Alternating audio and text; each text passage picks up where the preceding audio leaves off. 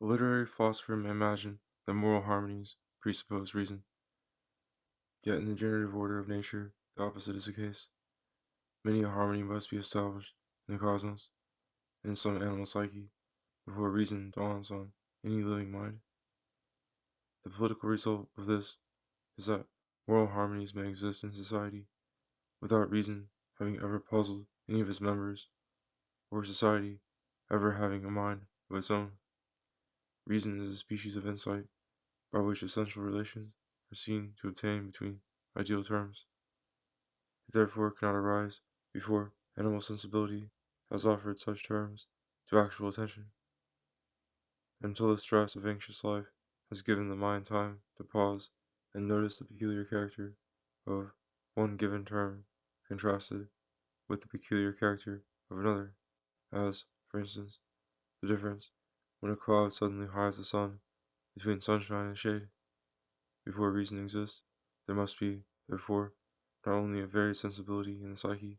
but comprehensive and synthetic power to perceive the essential contrasts and similarities between given ideas,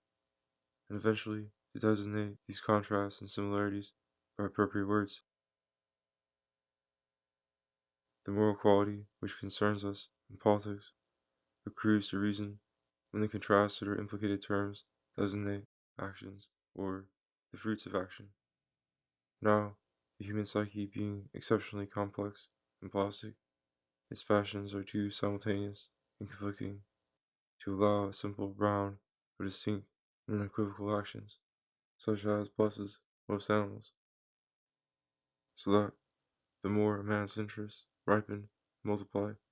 the harder it will be for him either to pursue each of them in turn wholeheartedly, or always to feel and judge each with a just and steady regard for them all. Yet it is precisely this joint awareness of the passions, with the need, but hardly the power, of reducing them to harmony, that renders human life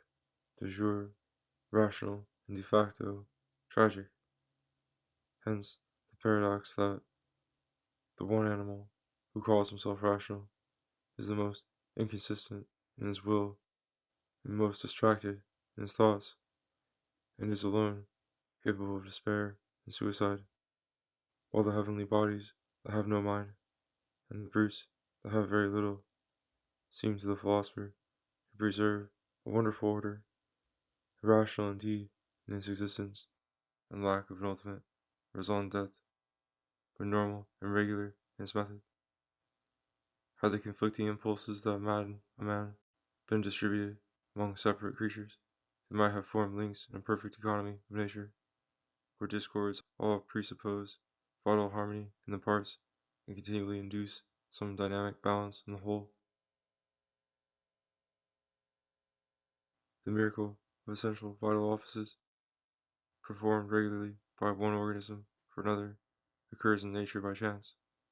yet once occurring maintains itself by virtue of its utility and imperative harmony, since, if it failed, the species to which these uncovenanted graces have become essential would disappear. Typical of such unwitting cooperation between diverse organisms is the function of insects carrying fertilizing dust from the stamens of one flower to the heart of another. The bee, minding only its own business, cannot visit too many flowers for a drop more honey,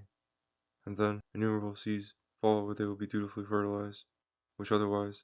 would have been blown about on the slight chance of finding a nourishing soil. Among fishes, no liaison parasites being provided to mediate between the sexes, an immense profusion of seed spilt into the water has to waylay the female with a diffused assault,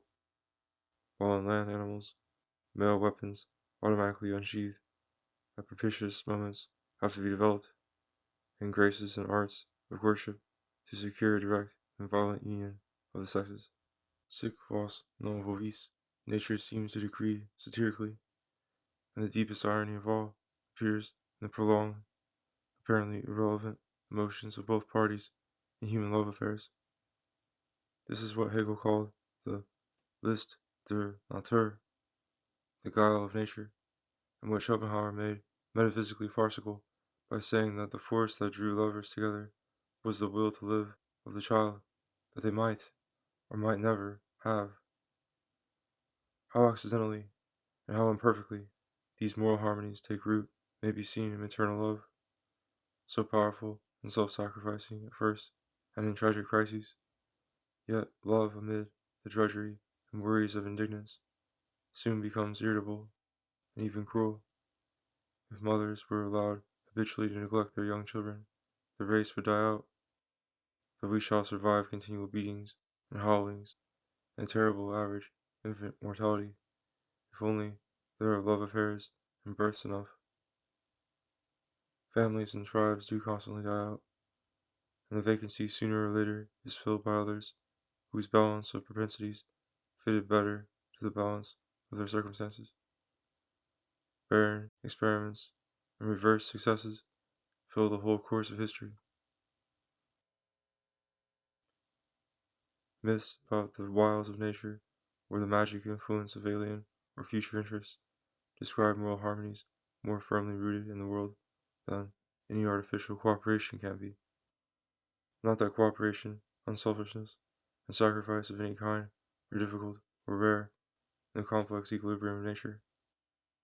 but that the spontaneous fertility of matter must run into them when circumstances open the way and render them fruitful and lasting. And indeed, it is only the awakening of this potentiality in the psyche, together with the perception of the possible happy results, that prompts the imagination to dwell on that possible action and the will to embark upon it and call it rational. But were the judgment of reason merely logical, without a prior vital impulse to carry it out, it would have no moral authority even in prospect, and all esteem for the action it adumbrated would vanish with the hollow words that recommended it. Such an ingrained bent in one person to bring about the existence, welfare, or safety of another I call morally representative. Autonomously at bottom, but eventually with feelings of primitive love or sympathy, nature knits life in one place, or of one sort, with life in another place, or of another sort. The most different gifts and labors may become secretly cooperative, and unintended beneficence may attach to the least sophisticated or obsequious lives. When this natural harmony is observed, different classes and unlike individuals may form a society of mutual respect without mutual assimilation or envy.